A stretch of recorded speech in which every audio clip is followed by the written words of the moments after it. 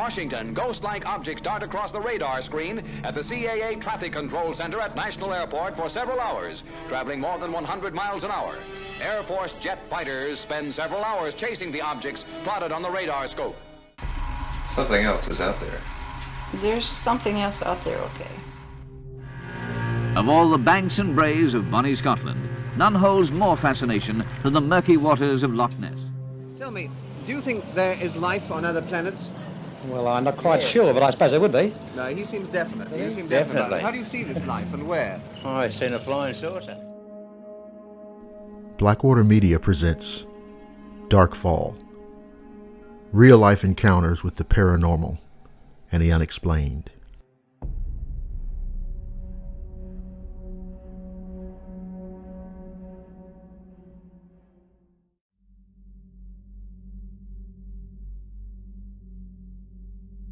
There was a man named Jesse who lived on Taylortown Road. He had gone deer hunting earlier in the day and had killed a nice buck. He had gutted him and had him hanging high from a large tree in the back of his home. The guts had been placed in a wash tub and was sitting out near the woods to be disposed of later. That night was rather cool and the man was restless. He grabbed his guitar and was sitting out on his front porch strumming quietly. He was known in the area for having some excellent dogs. He had them pinned up behind his home as well. As he sat quietly playing the guitar, an uneasy feeling came over him. Something was wrong, but he couldn't place what it was. He stopped playing and just sat listening. He realized there was no sound other than his breathing. The crickets and frogs and all the night creatures had stopped moving. There was dead silence. Suddenly, the dogs came running from around the back of the house. This was strange because he knew they were locked up tight. There was no way they could have gotten out. He laid his guitar down beside him and started to get up. Upon further inspection, he saw that his hunting dogs had their tails tucked under their bodies.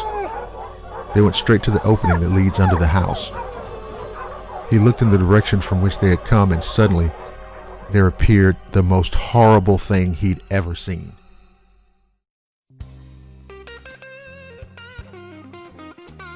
Thanks so much for listening to the preview of this amazing story. If you'd like to continue and enjoy the story to its conclusion, head on over to blackwatermedia.net. On the left side of the home page, you'll see the menu. Just click on the tab that says Become a Swamp Hunter Society member, and for the price of $4.99 a month, you'll have access to the members VIP lounge where you can access all of Blackwater Media's premium content, past, present, and future.